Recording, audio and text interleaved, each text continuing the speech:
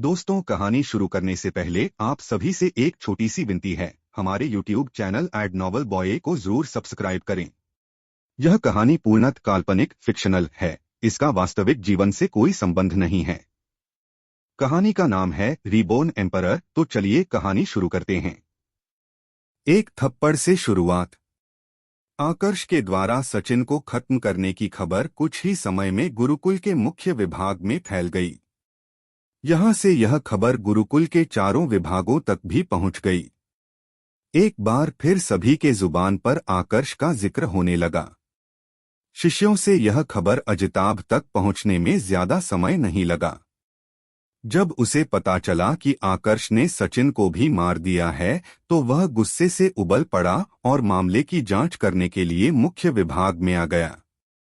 यहाँ पर जब उसने शिष्य से पूछताछ की, तब उसे पता चला कि आखिर मुकाबले में हुआ क्या था। आकर्ष ने सचिन को तब भी खत्म कर दिया जब उसने अवैध गोली का सेवन करके अपने ऊर्जा स्तर को शैल मंडल के दूसरे स्तर में पहुंचा दिया था।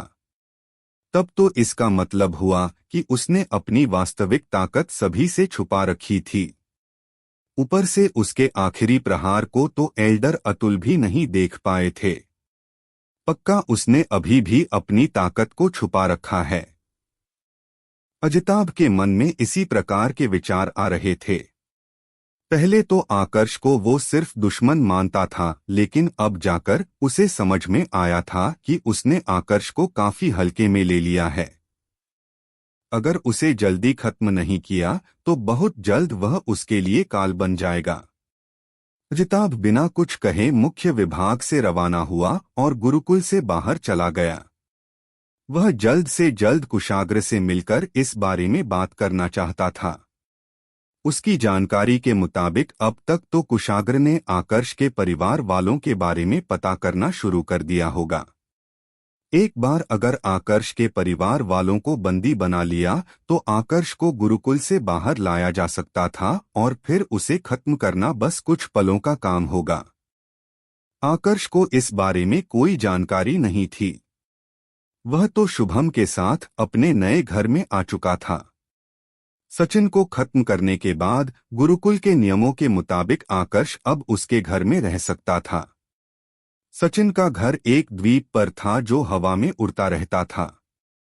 जब बाकी शिष्यों को इस बारे में पता चला कि आकर्ष अब सचिन को खत्म करके खुद एक प्रमुख शिष्य बन चुका है, तो वह सभी उसे शुभकामनाएं देने आए। एक छोटा सा समारोह आयोजित किया गया जो लगभग 4 से 5 घंटे तक चला। उसके बाद सारे शिष्य एक एक करके वापस लौटने लगे। कुछ ही देर में द्वीप पूरी तरह से खाली हो गया।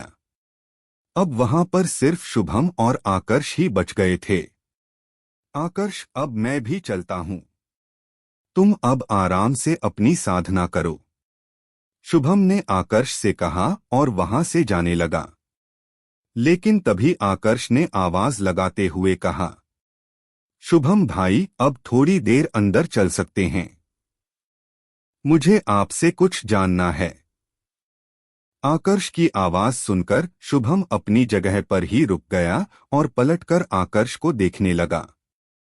आकर्ष की आंखों में गंभीरता देख उसे समझ में आ गया कि जरूर किसी जरूरी विषय पर ही बात करनी होगी। इसलिए वो आकर्ष के साथ उसके घर के भीतर आ गया। सचिन का यह घर भी बाकी घरों की तरह इस तरह से बनाया गया था कि अंदर की आवाज बाहर नहीं जाती थी और बाहर की आवाज अंदर नहीं आती थी। दरवाजे बंद करने के बाद आकर्ष ने शुभम को सामने की कुर्सी पर बैठने का इशारा किया। हाँ बताओ, तुम्हें क्या पूछना था? स्थान ग्रहण करने के बाद शुभम ने पूछा। जब मैं यहाँ पर आया था तो मैंने कुछ शिष्यों को बातें करते सुना। वह सभी दबी हुई आवाज में किसी देवकन्या के बारे में बात कर रहे थे। गुरुकुल में आए हुए मुझे इतना समय हो गया है, लेकिन मैंने किसी भी देवकन्या के बारे में नहीं सुना। क्या आप बता सकते हैं कि यह देवकन्या क्या है?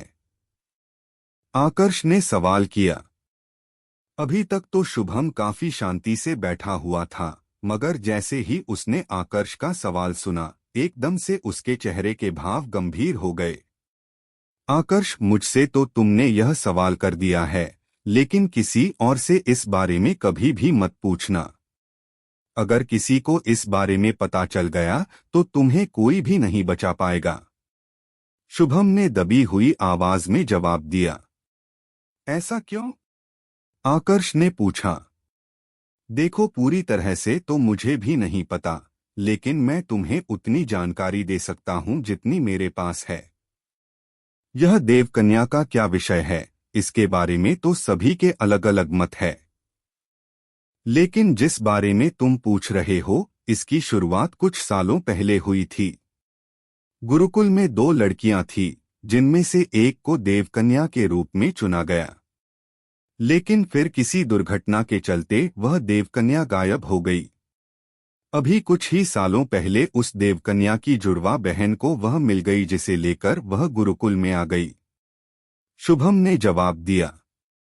इतनी सी कहानी सुनकर ही आकर्ष को समझ में आ गया कि यहाँ पर जिस जुड़वा बहन की बात हो रही है वह कोई और नहीं बल्कि यज्ञा है। तो इसका मतलब हुआ कि उस देवकन्या की बहन ने ही उसे धोखा दिया, है ना? आकर्ष ने पूछा। इस समय उसे गुस्सा तो बहुत आ रहा था, लेकिन उसने शुभम के सामने उस भाव को प्रदर्शित नहीं किया। नहीं, यज्ञा ने ऐसा कुछ भी नहीं किया। उल्टा यज्ञा तो अपनी बहन को बचाना चाहती थी।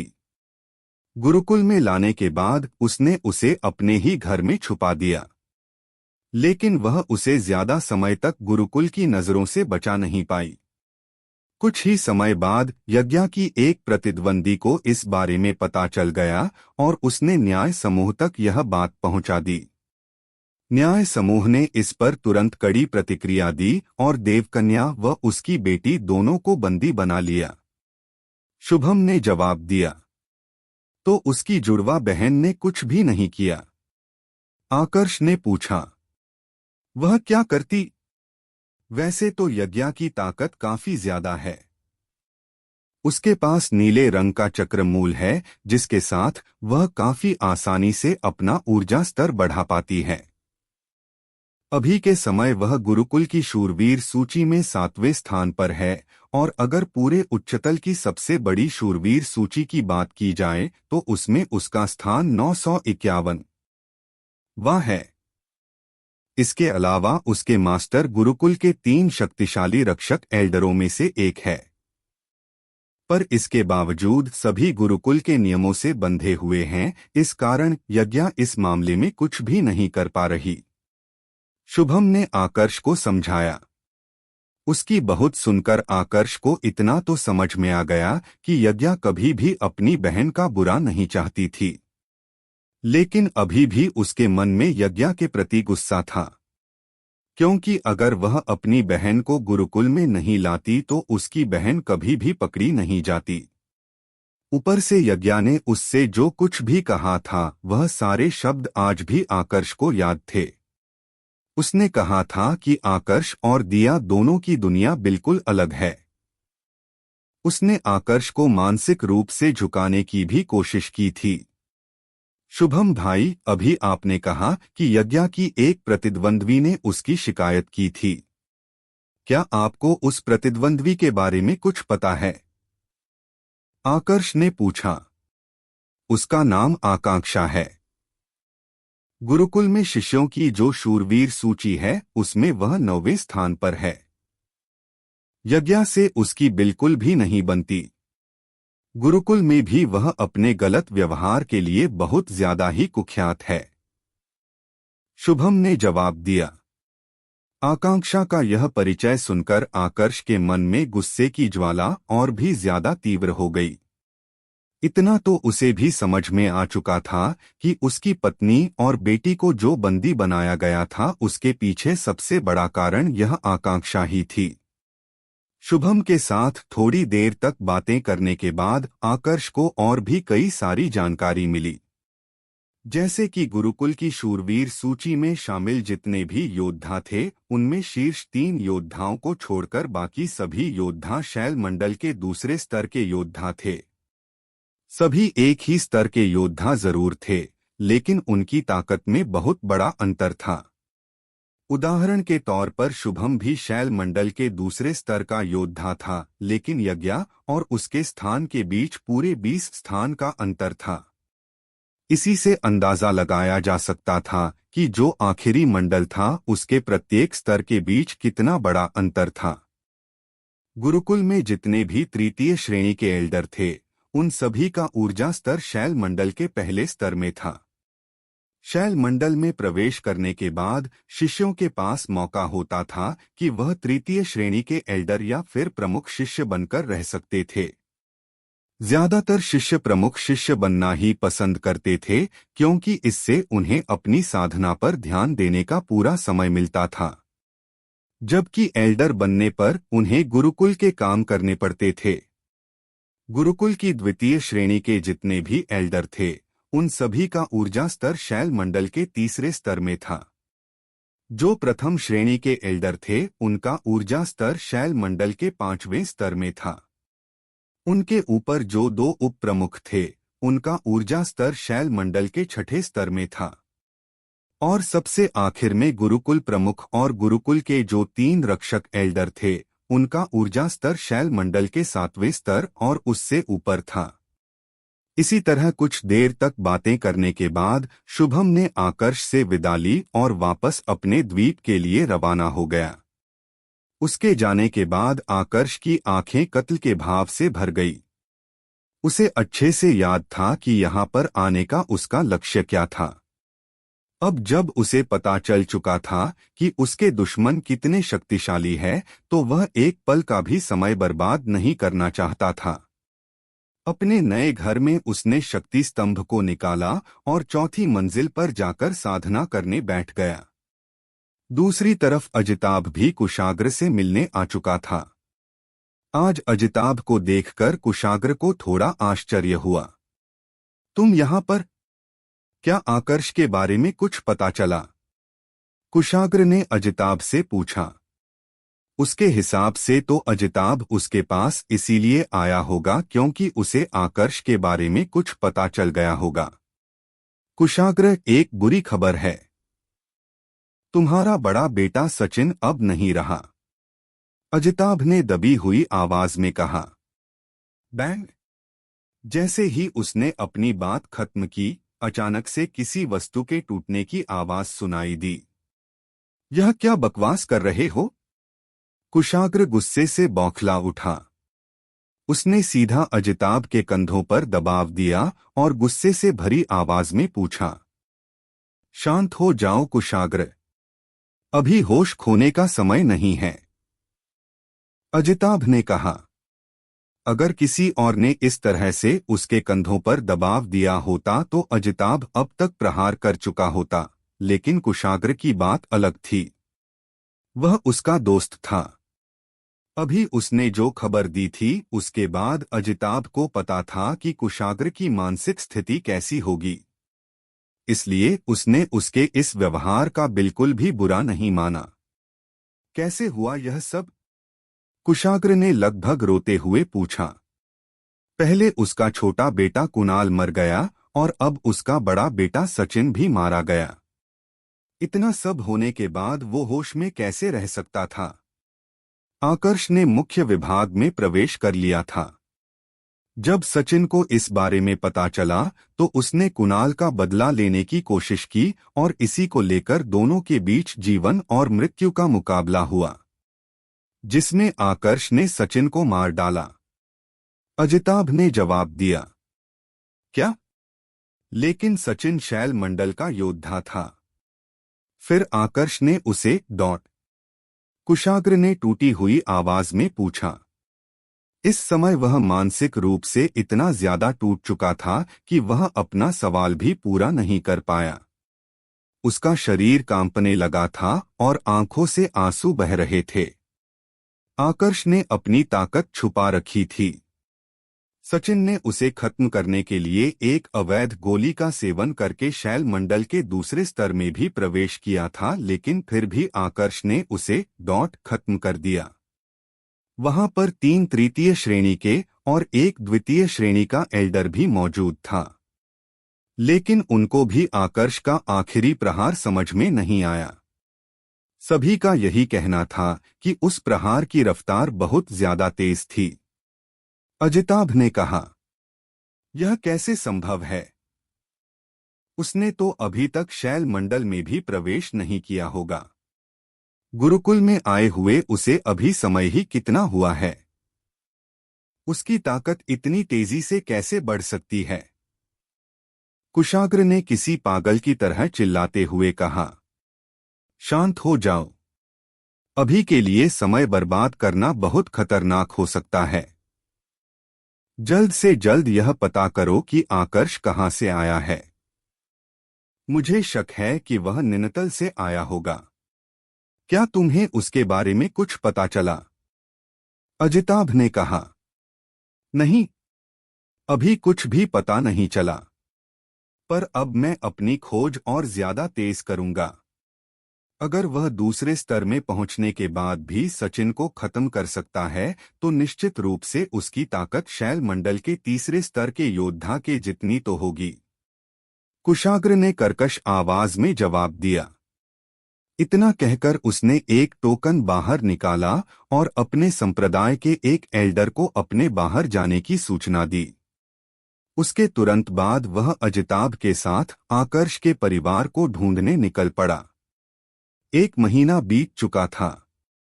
सभी योद्धाओं के लिए इतना समय कुछ भी नहीं था, लेकिन आकर्ष जो कि चौथी मंजिल पर साधना कर रहा था, उसके लिए समय बहुत था। चौथी मंजिल पर अब तक 10 महीने बीत चुके थे। आज जाकर आकर्ष अपनी साधना से बाहर आया और अपने घर से निकलकर एक द्वीप की तरफ रवाना हो गया। इस द्वीप पर शुभम रहता था। उसे शुभम से मिलकर एक जरूरी विषय पर बात करनी थी। उसे न्याय समूह के बारे में कुछ जानना था। जब वह द्वीप पर पहुंचा और उसने महल का दरवाजा बंद पाया तो उसने आवाज लगाने की जगह महल के दरवाजे पर धीरे से दस्तक दी। उसे डर था कि अगर शुभम साधना में बैठा हुआ तो वह कहीं उसकी साधना भंग ना कर दे।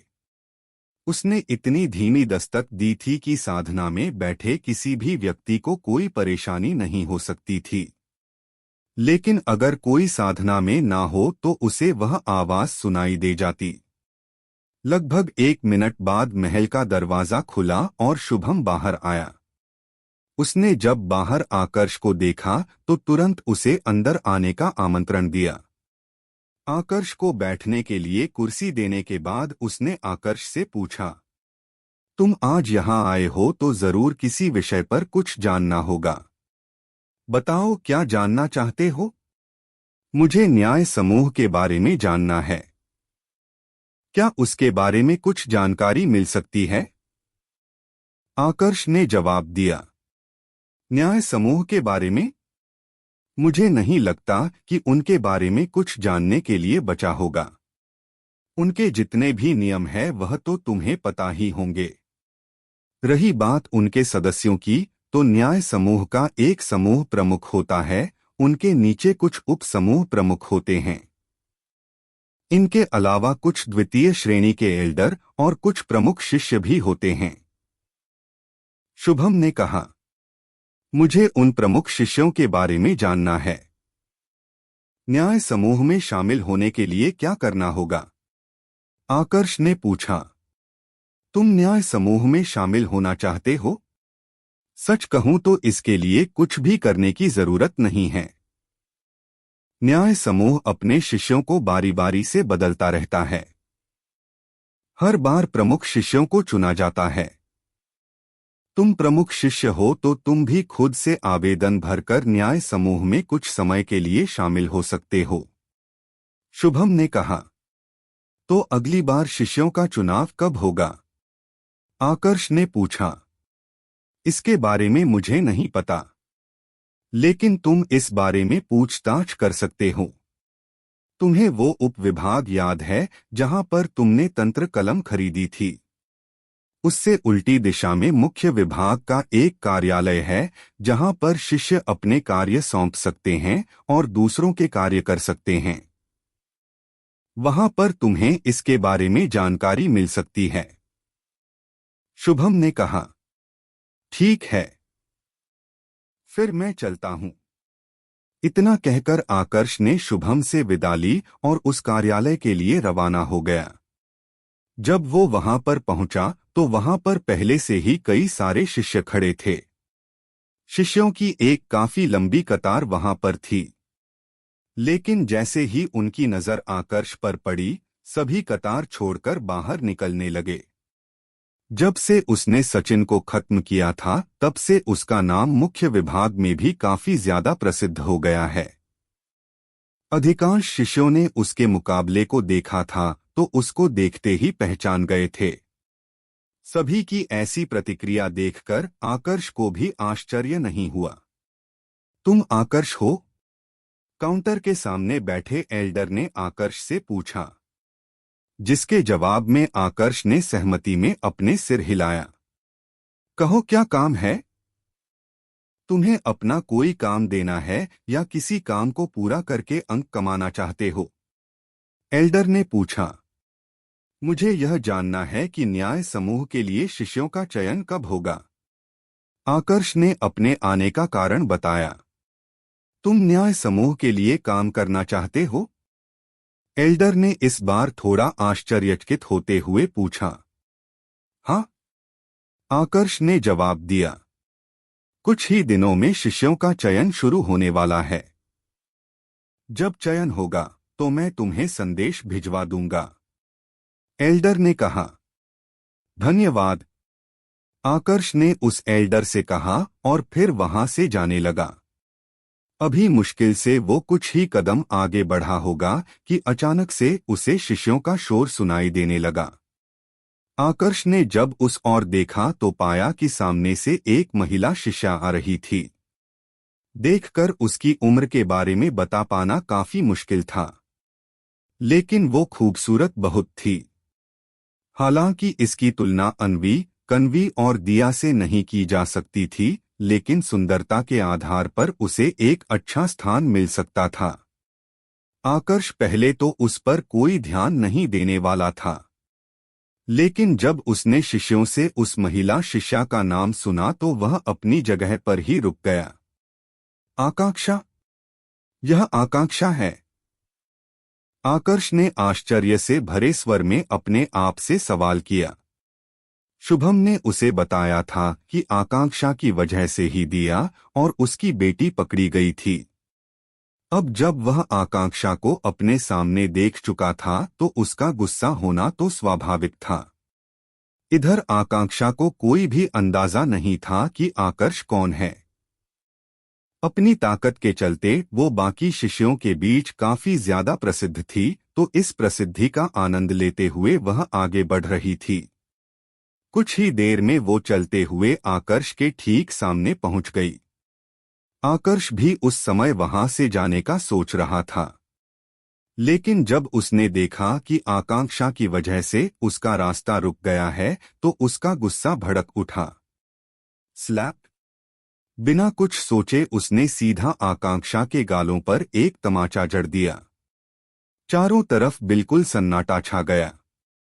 किसी को भी उम्मीद नहीं थी कि आकर्ष आकांक्षा को थप्पड़ मार देगा। आकांक्षा कोई सामान्य योद्धा नहीं थी कि उसके बारे में कोई अपशब्द भी कह दे। फिर उसे थप्पड़ मारना तो बहुत दूर की बात थी। खुद आकांक्षा भी हैरान थी, क्योंकि इस प्रकार से पहली बार किसी ने उस पर हाथ उठाया था।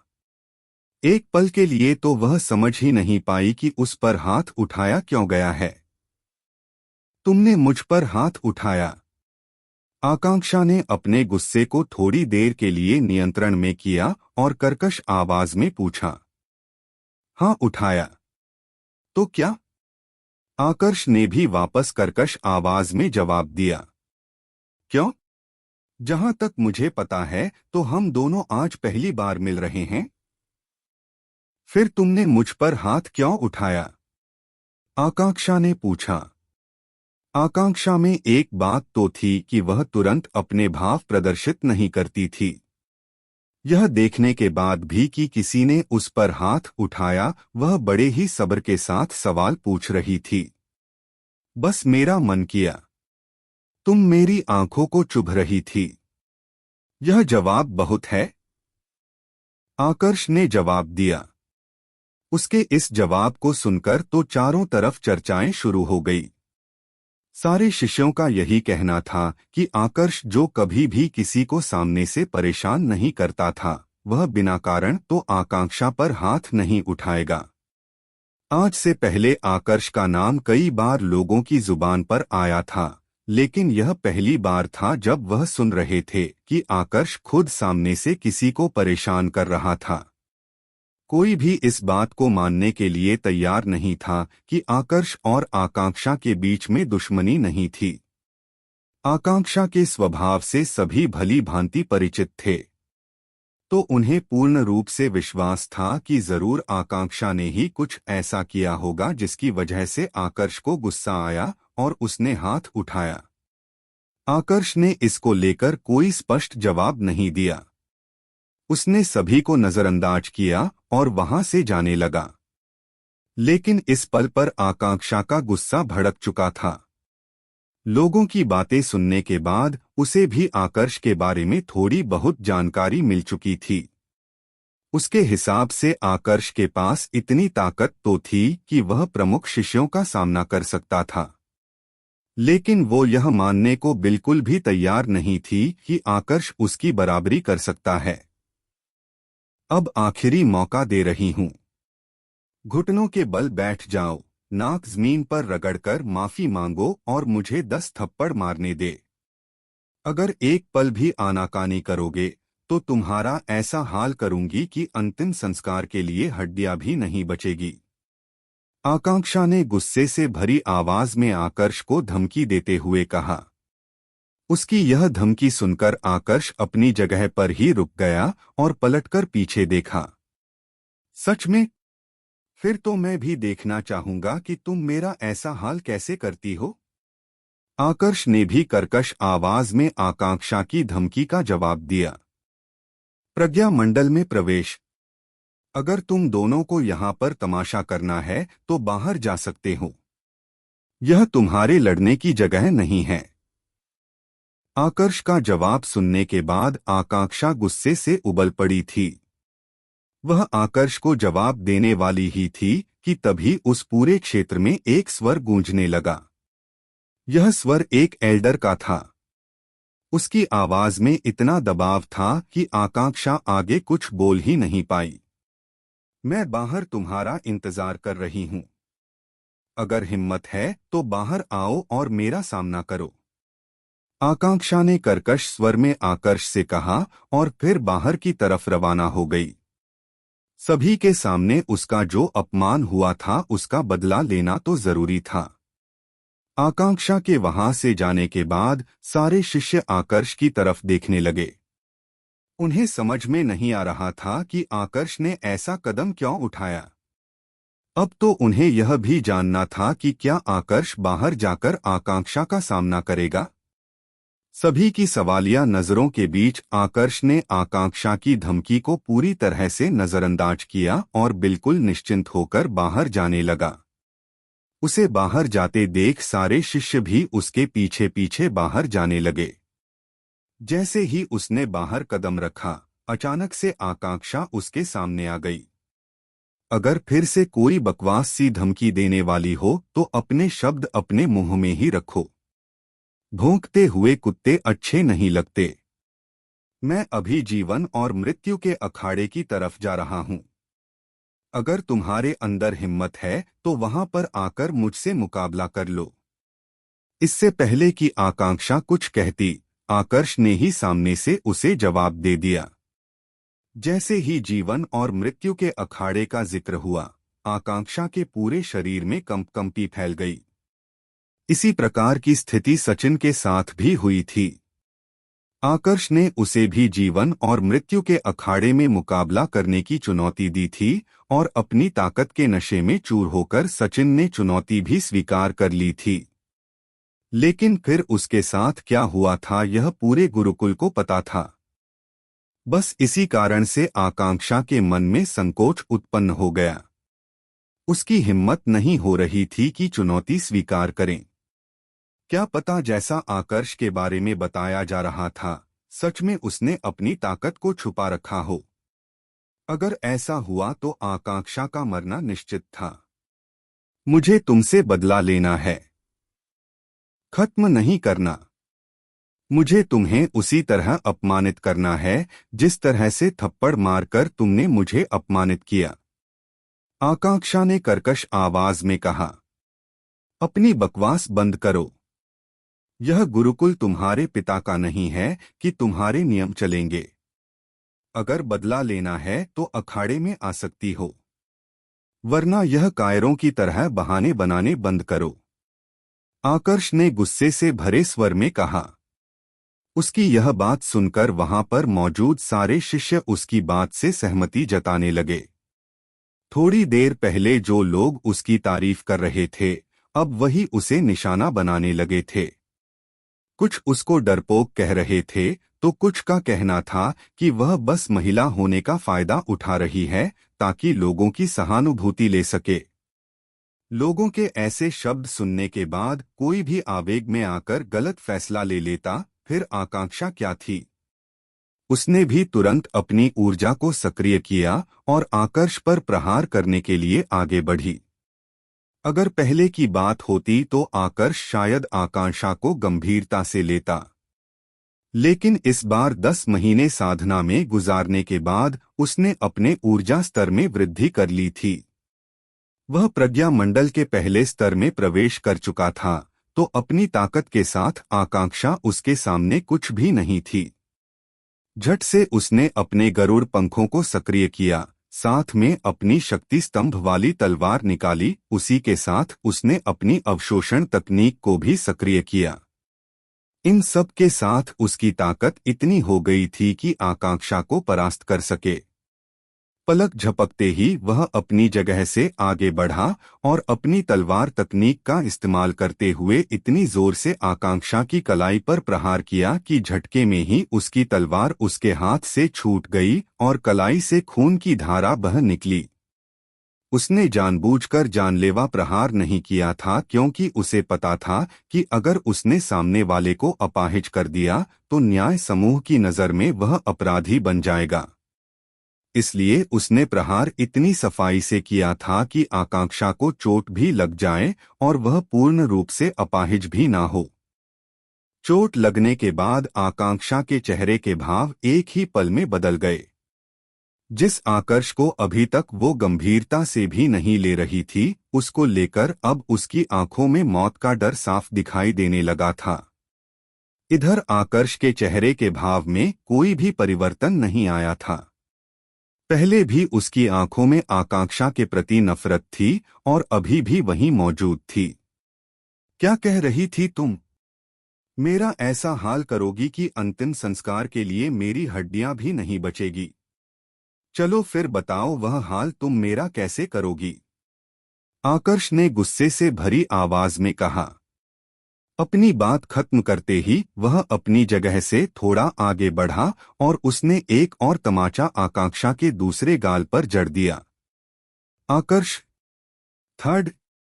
आकांक्षा गुस्से में आकर्ष का नाम चिल्लाने लगी, लेकिन हर एक आवाज के बाद आकर्ष उसके गाल पर तमाचा जड़ता रहा। थोड़ी ही देर में आकांक्षा को समझ में आ गया कि जितनी बार वो बोलने की कोशिश करेगी आकर्ष इतनी बार ही उसको तमाचा मारेगा। इसलिए उसने अपना मुंह बंद कर लिया। आकर्ष अपने हर एक तमाचे के बाद कोई दया नहीं दिखा रहा था। जब आकांक्षा ने उसकी पत्नी और बेटी पर दया नहीं दिखाई तो वह दया क्यों दिखाता? कुछ देर तक थप्पड़ मारने के बाद जब आकर्ष का मन भर गया तो वह खुद ही वहां से चला गया। पीछे सिर्फ आकांक्षा और बाकी सभी शिष्य रह गए थे जो उसका मजाक बना रहे थे। आकर्ष, यह तुमने ठीक नहीं किया। तुम्हें अंदाजा नहीं है कि मेरी पहुंच कहां तक है। अब जब तक तुम्हें जान से नहीं मार देती तब तक मेरे कलेजे को ठंडक नहीं मिलेगी। इस चोट का बदला हर हाल में लिया जाएगा। आकांक्षा ने मन ही मन आकर्ष से बदला लेने की प्रतिज्ञा की। इधर आकर्ष आकांक्षा को सबक सिखाने के बाद वापस अपने महल में लौट आया था। आकांक्षा को लेकर उसे बिल्कुल भी चिंता नहीं थी। लेकिन ताकत बढ़ाना जरूरी था तो वह साधना करने बैठ गया। आकांक्षा को थप्पड़ मारने की खबर काफी तेजी से मुख्य विभाग में फैलने लगी। संयोग से शुभम भी अपने महल से बाहर निकलकर बाहर की खबर ले रहा था। जैसे ही उसने शिष्यों की बातें सुनी, उसके चेहरे का रंग पूरा सफेद पड़ गया। वह सीधा आकर्ष से मिलने उसके द्वीप पर आ गया और ऊर्जा के द्वारा संदेश भेजकर आकर्ष को आवाज लगाई। आकर्ष इस समय अभ्यास कर रहा था। शुभम का संदेश सुनकर वह बाहर आया। शुभम भाई, आप यहाँ पर? कोई काम था? आकर्ष ने पूछा। मैंने सुना तुमने आकांक्षा को थप्पड़ मारा। शुभम ने गंभीर स्वर में पूछा। हाँ, मारा। वह भी एक नहीं बल्कि कई। आकर्ष ने जवाब दिया। क्यों? शुभम ने पूछा। बस ऐसे ही। क्या हर बार किसी पर हाथ उठाने के लिए कारण होना जरूरी है? आकर्ष ने जवाब दिया। तुम समझ नहीं रहे हो आकर्ष, यह मामला कितना गंभीर हो चुका है। तुम्हें अंदाजा नहीं है कि आकांक्षा को किसका समर्थन प्राप्त है। वह नाग विभाग के विभाग प्रमुख की शिष्या है। शुभम ने कहा। होगी नाग विभाग के विभाग प्रमुख के शिष्या। उसका मैं क्या करूं? कहीं आपको इस बात का डर तो नहीं लग रहा कि नाग विभाग के विभाग प्रमुख अपनी शिष्या के इस अपमान का बदला लेने के लिए खुद मेरे पास आएंगे और मुझे सजा देंगे? आकर्ष ने कहा। तुम सही हो। नाग विभाग के विभाग प्रमुख शायद तुम्हें कोई सजा ना दे, लेकिन आकांक्षा के बड़े भाई का क्या? उसका बड़ा भाई, जो कि नाग विभाग के विभाग प्रमुख का पहला शिष्य है, वह आकांक्षा का बहुत ही ज्यादा ध्यान रखता है। अगर उसे एक कांटा भी चुभ जाए तो वह पूरे कंटीले पेड़ को नष्ट कर देता है। फिर तुमने तो उसकी बहन पर हाथ उठाया है और उसे सभी के सामने अपमानित किया है। अब पता नहीं वह क्या करेगा। शुभम ने चिंतित स्वर में कहा। आकांक्षा का कोई शक्तिशाली मास्टर होगा, इस बारे में तो आकर्ष को अंदाजा था, लेकिन उसका कोई बड़ा भाई भी हो सकता है, इसके बारे में उसे पता नहीं था। तो और ज्यादा जानकारी लेने के लिए उसने शुभम से इस बारे में पूछा। आकांक्षा का बड़ा भाई भी हमारी तरह एक प्रमुख शिष्य है, लेकिन उसकी ताकत हमसे बहुत आगे है। वह शैल मंडल के तीसरे स्तर का योद्धा है। शिष्यों की जो शूरवीर सूची है, उसमें उसका स्थान दूसरा है। शुभम ने जवाब दिया। इतनी सी जानकारी यह बताने के लिए पर्याप्त थी कि आकांक्षा का बड़ा भाई कितना ज्यादा खतरनाक है। यह परिचय सुनकर एक बार के लिए तो आकर्ष के मन में भी चिंता उत्पन्न हो गई। ऐसा नहीं था कि उसके पास आकांक्षा के बड़े भाई को खत्म करने की ताकत नहीं थी। अगर वह अपनी शक्ति स्तंभ वाली तलवार का इस्तेमाल करें तो उसे पूरा विश्वास था कि आकांक्षा के बड़े भाई को भी खत्म कर सकता है। लेकिन यहाँ पर समस्या यह थी कि आकांक्षा का बड़ा भाई शैल मंडल के तीसरे स्तर का योद्धा था और अगर उसने अपनी तलवार का इस्तेमाल किया तो वह उस तलवार को देख लेता। जब तक आकर्ष उसे खत्म नहीं कर देता तब तक इस समस्या से अपना पीछा नहीं छुड़वा सकता था। लेकिन खत्म करने के लिए जीवन और मृत्यु के अखाड़े में मुकाबला करना जरूरी था और ऐसा हुआ तो तीसरे स्तर के कई सारे एल्डर वहां पर इकट्ठा हो सकते थे और उनकी नजरों से आकर्ष का उस तलवार को छुपाना संभव नहीं था। देखो आकर्ष, जो कुछ भी हुआ है उसके लिए मैं तुम्हें दोष नहीं दूंगा, लेकिन एक अच्छा दोस्त होने के नाते यह सलाह जरूर दूंगा कि जब तक जरूरी ना हो अपने महल से बाहर मत निकलना। मैं अभी जाकर देखता हूं कि आकांक्षा का बड़ा भाई साधना में बैठा है या नहीं। जब तक तुम अपने महल में रहोगे वह तुम्हें कुछ भी नहीं कर पाएगा। शुभम ने आकर्ष को समझाने की कोशिश की। आकर्ष और उसके बीच में ज्यादा बातें नहीं हुई थी, ना ही दोनों एक दूसरे को बहुत अच्छी तरीके से जानते थे। लेकिन फिर भी बहुत कम समय में दोनों एक दूसरे के काफी अच्छे दोस्त बन गए थे। जब उसे आकांक्षा के बारे में पता चला, तब उसे यह समझ में आ चुका था कि इस पूरे मामले में सब कुछ आकर्ष की तरफ से शुरू हुआ था। लेकिन इसके बावजूद उसने आकर्ष से इस बारे में कोई सवाल नहीं किया। वह आकर्ष के चरित्र को अच्छे से समझ चुका था। उसके अनुसार आकर्ष बिना कारण के किसी को भी खरोच तक नहीं पहुंचा सकता था, फिर सभी के सामने अपमानित करना तो दूर की बात थी। रही बात कारण की, तो उसे जानने में शुभम को वैसे भी कोई रुचि नहीं थी। उसके हिसाब से जब सही समय आएगा तो आकर्ष खुद बता देगा कि उसने आकांक्षा पर हाथ क्यों उठाया था। इधर आकर्ष का पूरा ध्यान इस समय वरिष्ठ पिनाक से बात करने पर था। वह वरिष्ठ पिनाक से जानना चाहता था कि उसके ऊर्जा स्तर में कितनी वृद्धि होने के बाद उसकी शक्ति स्तंभ वाली तलवार के प्रहार को कोई शैल मंडल के तीसरे स्तर का योद्धा देख नहीं पाएगा।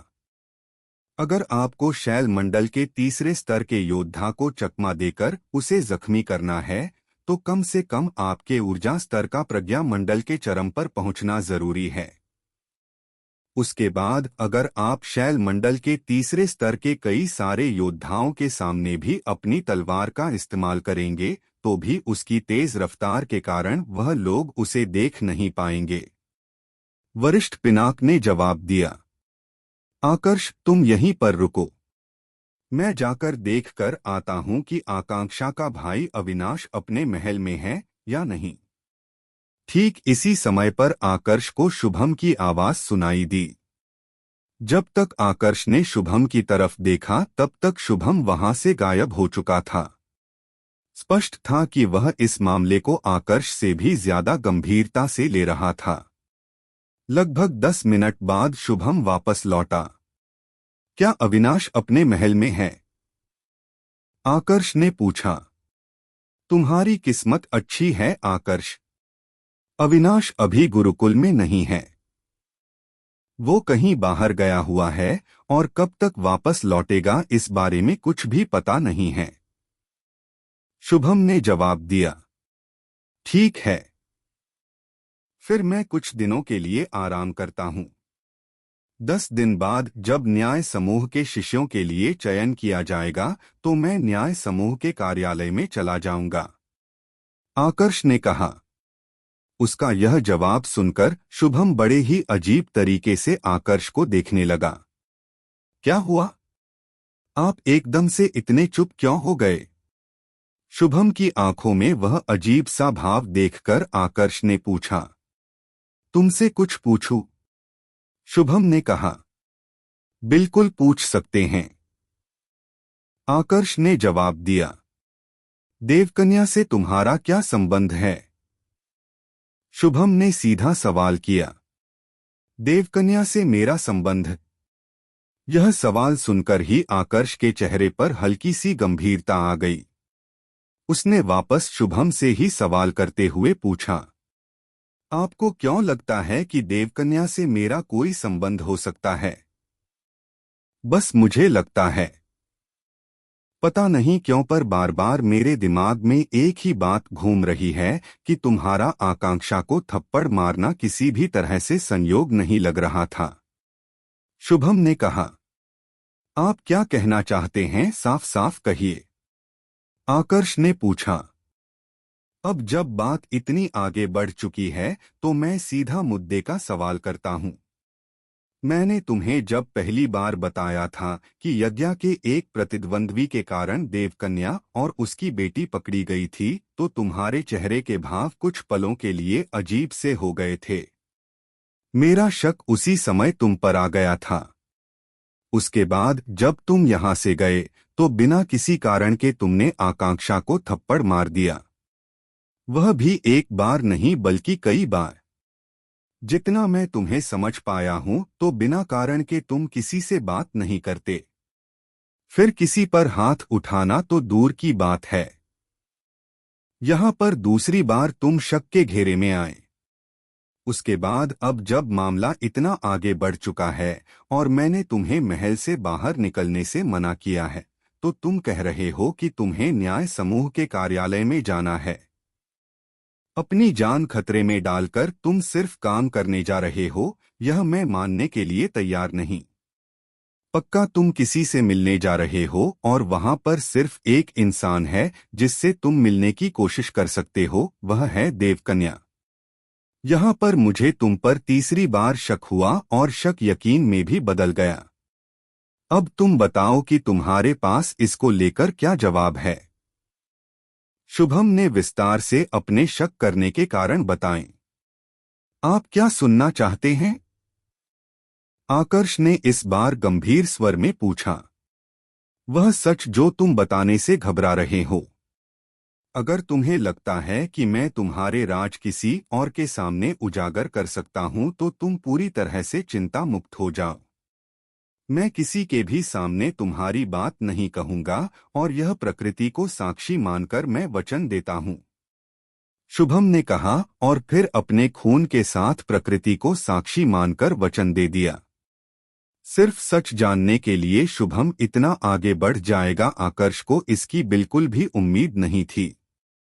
पर अब जब उसने प्रकृति को साक्षी मानकर वचन दे दिया था तो आकर्ष को भी डरने की कोई जरूरत नहीं थी।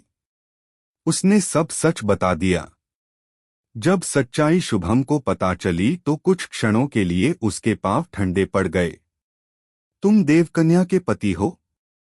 उसने आश्चर्य से भरे स्वर में पूछा। हाँ, सच कहूं तो मैं इस गुरुकुल में अपनी पत्नी और बेटी से मिलने ही आया था। कुणाल को खत्म करके विभाग में शामिल होना और विभाग के एक एल्डर को बार बार परेशान करके लोगों की नजरों में आना, ताकि लोग मेरे बारे में चर्चा करते रहे और किसी को भी शक ना हो कि मैं यहाँ पर क्यों आया हूँ। इस बीच कुछ योद्धाओं ने रास्ते की रुकावट बनने की कोशिश की और उन सभी को मैंने खत्म किया। सचिन भी उन्हीं में से एक था।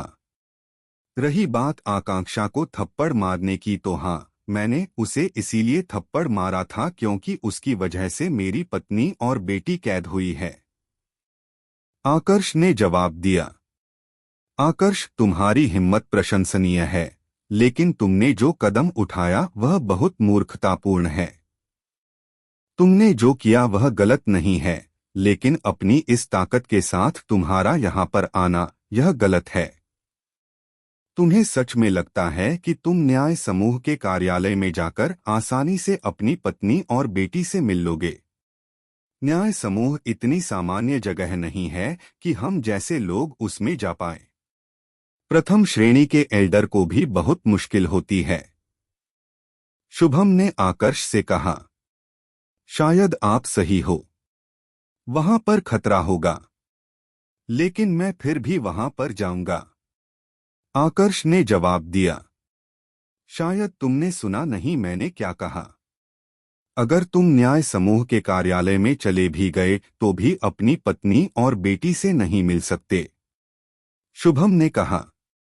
यह सुनकर आकर्ष के चेहरे के भाव गंभीर हो गए। उसके चेहरे के भाव देखकर शुभम को समझने में देर नहीं लगी कि वह क्या सोच रहा होगा। उसने एक गहरी सांस ली और अपनी जादुई अंगूठी में से एक टोकन निकाला। फिर वह आकर्ष की तरफ कर दिया। यह क्या है? आकर्ष ने पूछा। यह मेरा टोकन है। हमारे परिवार में जितने भी सदस्य होते हैं सबके पास टोकन होते हैं। जब तुम न्याय समूह के कार्यालय में जाओ तो वहां पर तुम्हें हमारे परिवार का एक सदस्य मिलेगा। वह द्वितीय श्रेणी का एल्डर है। उसे यह टोकन दिखाना और उससे कहना कि तुम यज्ञा से मिलना चाहते हो। मैंने शायद तुम्हें बताया नहीं, पर देवकन्या और उसकी बेटी के साथ यज्ञा को भी न्याय समूह के कार्यालय में बंदी बनाया गया है। शुभम ने कहा। मुझे यज्ञा से नहीं मिलना, मुझे अपनी पत्नी और बेटी से मिलना है, आकर्ष ने जवाब दिया।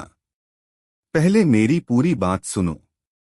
देवकन्या और उसकी बेटी से मिलना किसी प्रथम श्रेणी के एल्डर के भी बस में नहीं है।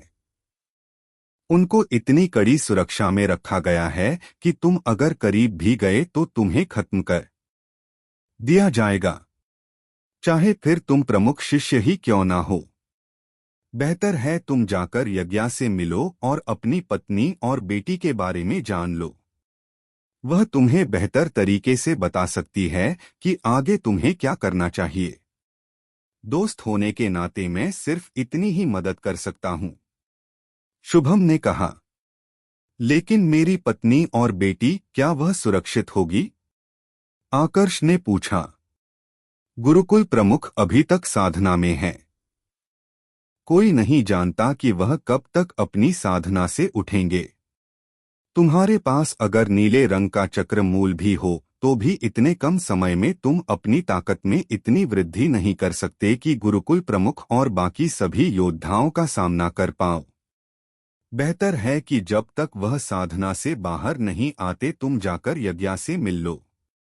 वह तुम्हें पूरी जानकारी भले ही ना दे, लेकिन कम से कम तुम्हें यह तो बता सकती है कि तुम्हारी पत्नी और बेटी कब तक सुरक्षित रहेगी और तुम्हारे पास उन्हें बचाने का कोई तरीका है या नहीं। साथ में अगर तुम यज्ञा से मिलोगे तो कोई इसको लेकर तुम पर शक भी नहीं करेगा कि तुम देवकन्या के पति हो सकते हो, शुभम ने कहा। उसकी सारी बातें सुनकर आकर्ष कुछ देर के लिए सोच में पड़ गया। थोड़ी देर तक सोचने के बाद उसने शुभम का वह टोकन ले लिया। मदद के लिए धन्यवाद शुभम भाई, मैं इस मदद को हमेशा याद रखूंगा, आकर्ष ने शुभम से कहा। यह सब कहने की कोई जरूरत नहीं है आकर्ष। अगर तुम्हारी जगह मेरे परिवार वाले को इस तरह से बंदी बनाया जाता तो शायद मैं भी ऐसा ही कदम उठाता। खैर अभी यह सब बातें करने का समय नहीं है। फिलहाल के लिए पूरा ध्यान इस बात पर केंद्रित करो कि तुम किस तरह से बिना किसी की नजर में आए यज्ञा से मिलोगे। ध्यान रहे, मेरे परिवार के सदस्य को भी तुम पर शक नहीं होना चाहिए। भले ही वह मेरे परिवार का सदस्य है, लेकिन गुरुकुल का एक एल्डर भी है। यह जरूरी नहीं है कि जो तुम्हारा हितैषी दिख रहा है वह हितैषी हो। अगर पकड़े गए तो वहां से बाहर आने के बारे में तो भूल जाओ। तुम पर शक होने के बाद तुम्हारे जितने भी करीबी यहाँ गुरुकुल में हैं, उन सभी को मार दिया जाएगा। सिर्फ इतना ही नहीं, गुरुकुल इस मामले को लेकर इतनी ज्यादा सख्ती बरत रहा है कि हो सकता है वह तुम्हारे परिवार वालों के बारे में भी पता लगा ले। तुम समझ रहे हो ना मैं क्या कहने की कोशिश कर रहा हूं? एक गलती सब कुछ खत्म करवा सकती है, शुभम ने गंभीर स्वर में कहा। इस बार न सिर्फ वह आकर्ष को सतर्क कर रहा था बल्कि उसे समझा भी रहा था कि उसे किस किस जगह पर गलती नहीं करनी है। आकर्ष भी ध्यान से उसकी सारी बातें सुन रहा था। गुरुकुल में शुभम बहुत लंबे समय से था। जिस प्रकार से उसने सारी जानकारी दी थी, वैसी जानकारी तो उसे तब भी नहीं मिलती जब वह खुद खुफिया रूप से गुरुकुल के न्याय समूह के कार्यालय में घुसता। पहले से ही उसके परिवार वालों की तलाश की जा रही थी। अब वह कोई और गलती करके गुरुकुल को यह मौका नहीं देना चाहता था। अब देखना यह था कि आकर्ष किस तरह से न्याय समूह के कार्यालय में घुसकर अपनी पत्नी और बेटी के बारे में जानकारी निकालने वाला था।